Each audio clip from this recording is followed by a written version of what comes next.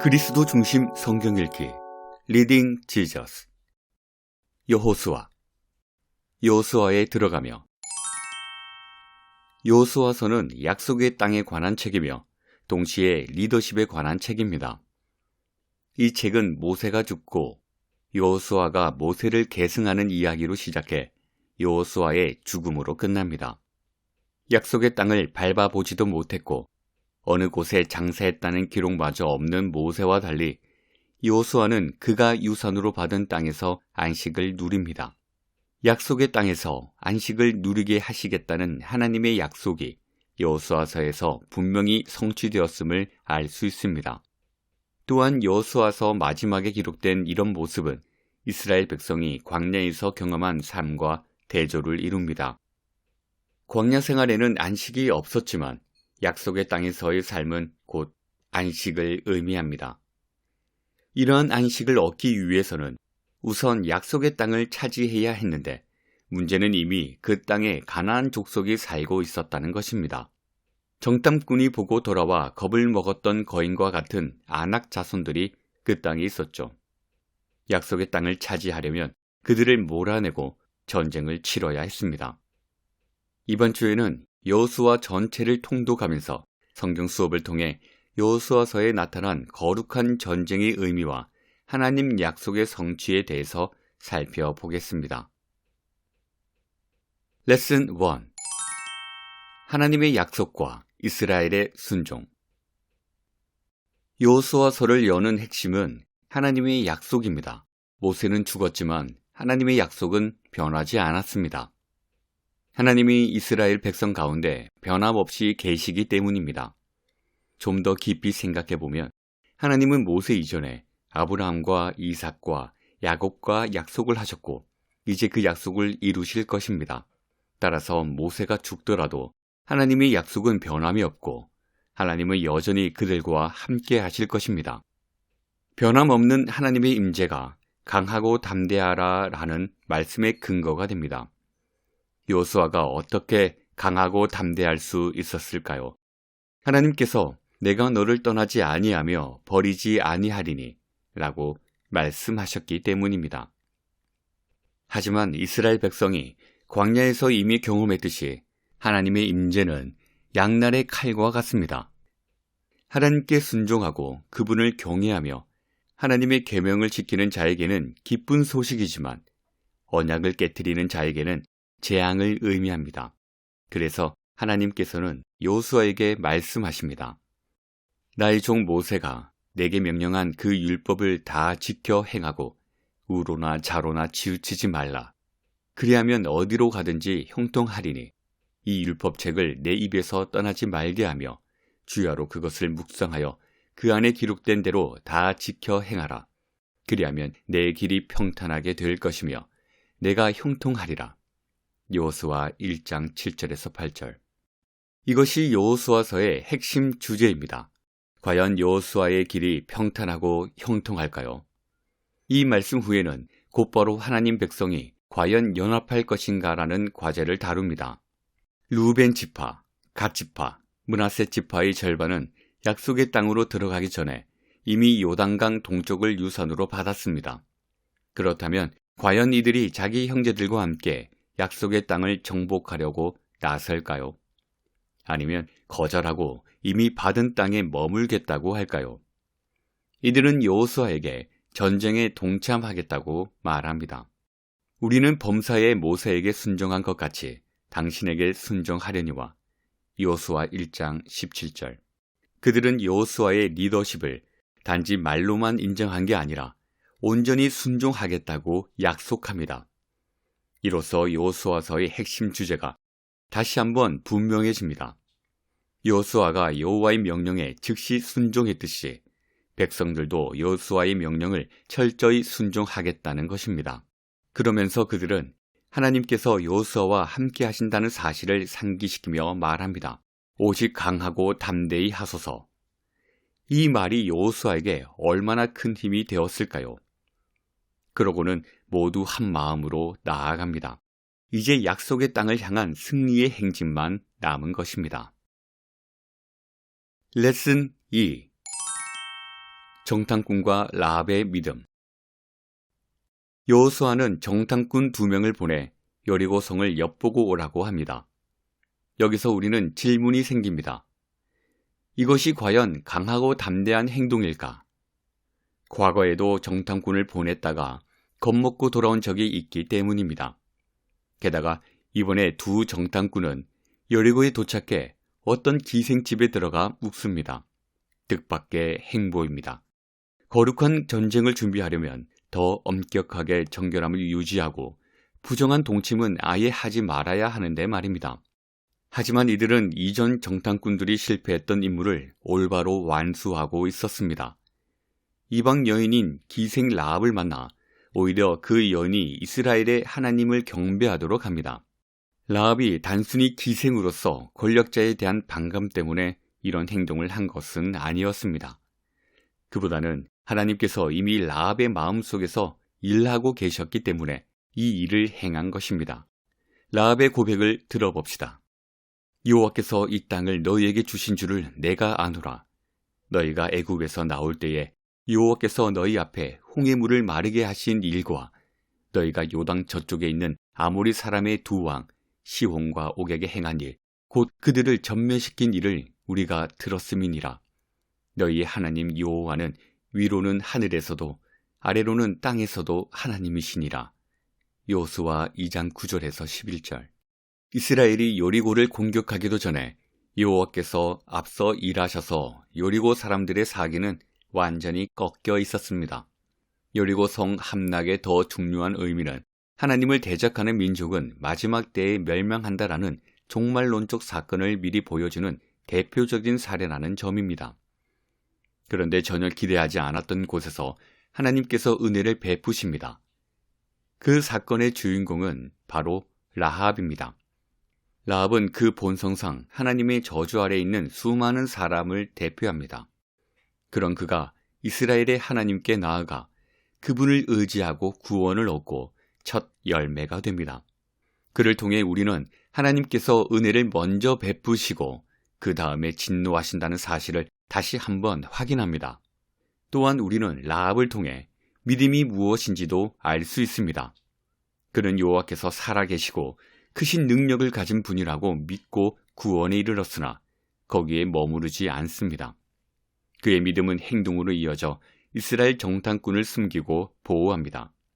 라합은 그 땅을 이스라엘 백성에게 주겠다는 하나님의 약속을 신뢰했고 그 믿음을 행동으로 보여줍니다.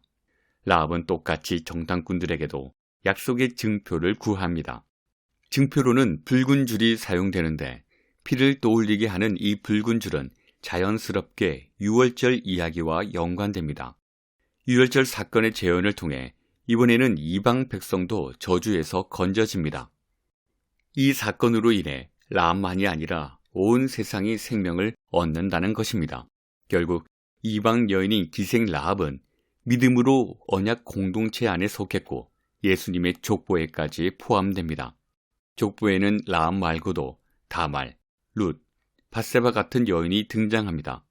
마태복음에 기록된 족보가 이 여인들을 통해 전달하려는 중심 진리는 예수님께서는 죄인을 구하러 오셨다는 것입니다. 이 여인들의 삶은 결코 하나님 기준에 부합했다고 할 수 없고 오히려 하나님의 진노 가운데 있었으나 그런 죄인을 위해 예수님은 오셨습니다. 라합도 그중 한 사람이었습니다.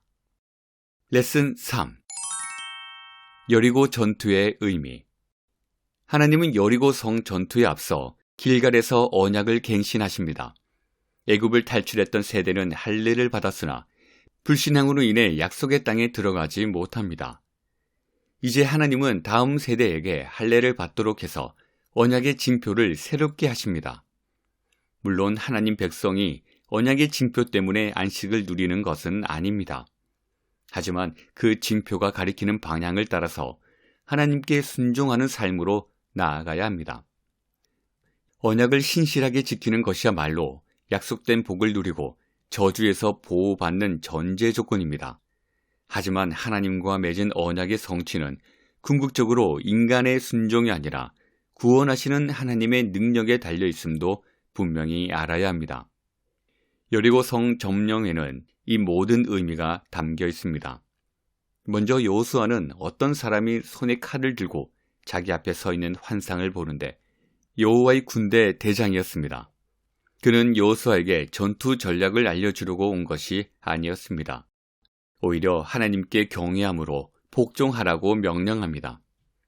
예배가 승리보다 먼저 와야 한다는 것입니다. 여리고 백성과 싸우기 전에 여호와께 먼저 경배해야 한다고 말합니다. 단지 전투 전략을 짜기 전에 예배를 드리라는 게 아니라 예배 자체가 곧 전투 전략입니다. 여리고성 주위를 7번 돌라는 명령은 무모해 보이는 일에도 순종하는지 시험하려는 듯합니다. 하지만 그보다는 여리고성이 하나님께 드릴 제물이 된다는 뜻입니다. 여리고는 제단 위에서 칼로 내려치기를 기다리는 제물과 같았습니다. 그래서 여리고 전투의 모든 요소는 거룩한 전쟁이라는 하나의 큰 그림을 그려 나갑니다. 양각 나팔을 잡은 제사장 7명, 하나님의 임재를 상징하는 언약궤 등 모든 것이 이 전쟁은 하나님이 주도하시는 하나님의 전쟁이라고 분명히 알려줍니다. 그럼에도 하나님은 자기 백성에게 이 전쟁에 동참하라고 초청하십니다. 이스라엘 백성은 여리고성이 함락되었다는 소식을 언덕에 앉아서 기다리는 것이 아니라 나팔을 불며 행진하면서 함께 소리를 질러야 했습니다. 물론 승리를 주시는 분은 하나님이십니다. 그래서 여호수아서는 단 2절로 이것을 설명하고 넘어갑니다. 승리했다는 사실만 기술합니다. 이에 백성은 외치고 제사장들은 나팔을 불매 백성이 나팔 소리를 들을 때에 크게 소리질러 외치니 성벽이 무너져 내린지라. 백성이 각기 앞으로 나아가 그 성에 들어가서 그 성을 점령하고 그 성 안에 있는 모든 것을 온전히 바치되 남녀노소와 소와 양과 나귀를 칼로 멸하니라. 여호수아 6장 20절에서 21절. 여호수아서의 저자는 여리고 전투 자체보다는 전투를 수행하는 올바른 방법에 더 초점을 맞추어 기록합니다. 여호수아가 지시하는 내용에 주목해 보십시오. 이 성과 그 가운데에 있는 모든 것은 여호와께 온전히 바치되 기생 라합과 그 집에 동거하는 자는 모두 살려주라. 이는 우리가 보낸 자들을 그가 숨겨 주었음이니라. 오직 너희는 그 바친 물건에 손대지 말라. 여호수아 6장 17절에서 18절. 여호수아는 왜 이토록 강하게 금지했을까요? 그 이유는 바친 물건 중 하나에라도 손을 대면 이스라엘 진영에 재앙이 임해 멸망하기 때문입니다. 이어서 말합니다. 은금과 동철 기구들은 다 여호와께 구별될 것이니 그것을 여호와의 곳간에 드릴지니라 하니라. 여호수아 6장 19절. 여호수아서의 저자는 전투의 승리가 전부가 아니라고 강조합니다. 전투에서 이기고도 전쟁에서는 패할 수 있습니다. 이스라엘은 지금 거룩한 전쟁에 참여하고 있습니다. 결국 여리고 전투는 여호와께서 명령하신 전쟁이었고 여호와께서 승리하게 하신 전쟁이었습니다. 평범한 전쟁이 아니라 거룩한 전쟁이었습니다. 레슨 4. 거룩한 전쟁.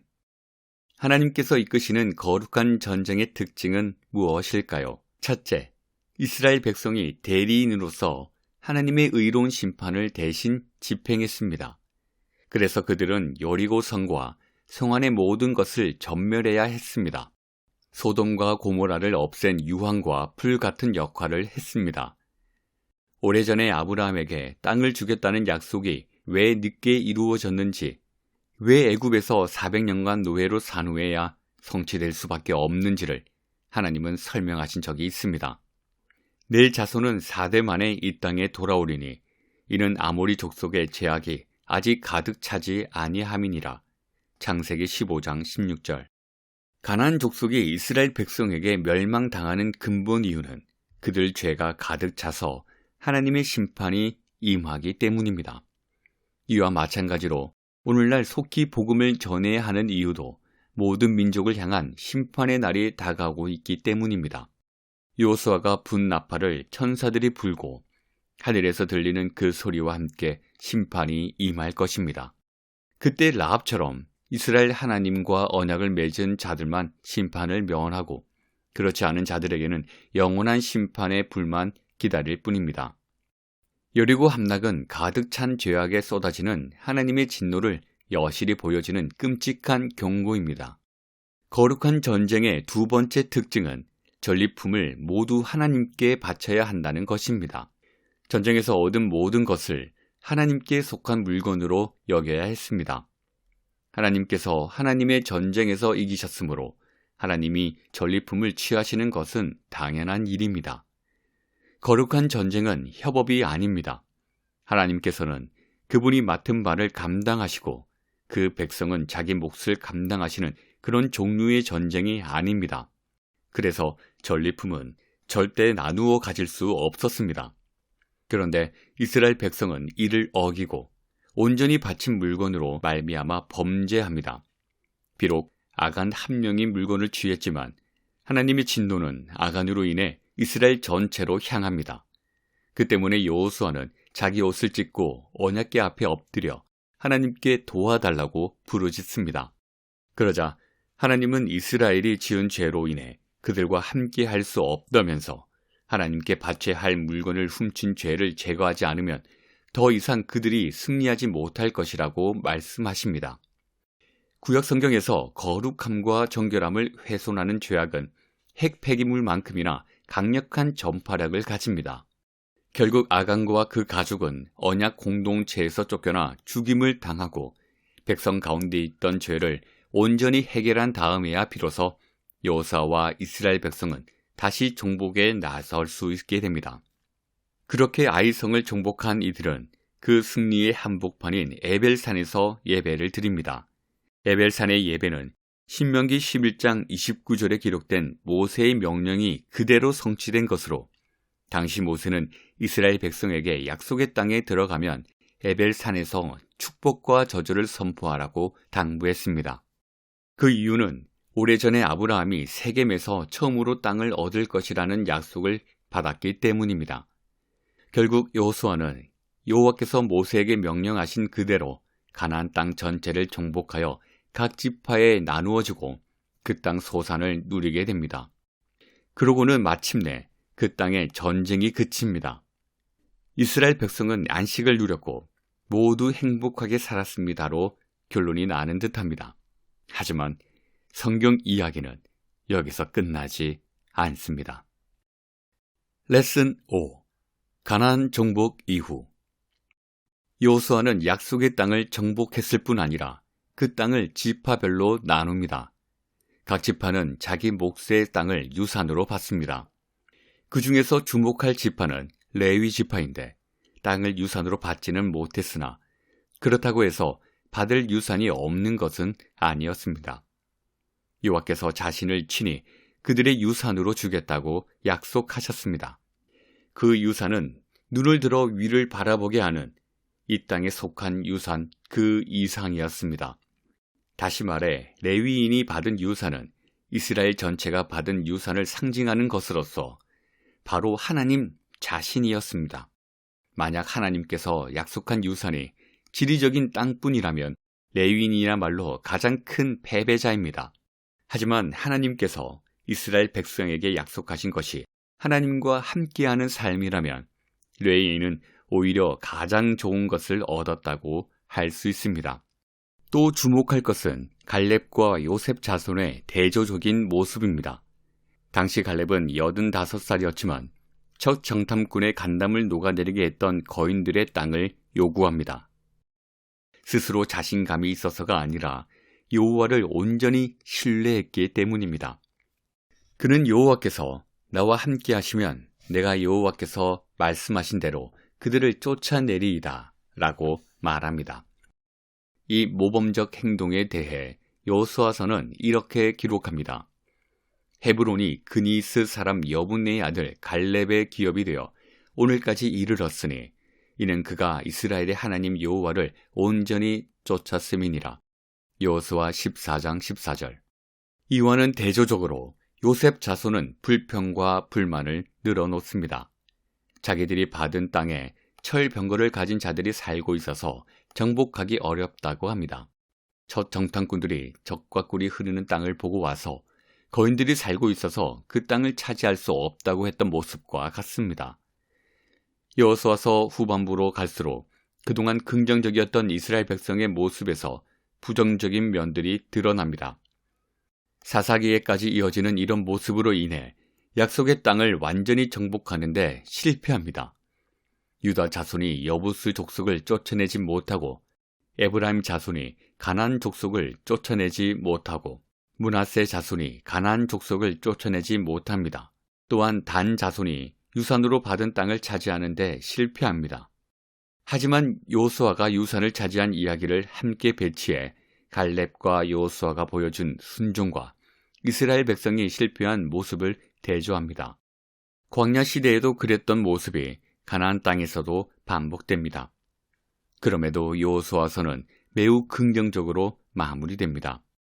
여호와께서 그들의 주위에 안식을 주셨으되 그 조상들에게 맹세하신 대로 하셨으므로 그들의 모든 원수들 중에 그들과 맞선 자가 하나도 없었으니 이는 여호와께서 그들의 모든 원수들을 그들의 손에 넘겨 주셨음이니라. 여호와께서 이스라엘 족속에게 말씀하신 선한 말씀이 하나도 남음이 없이 다 응하였더라.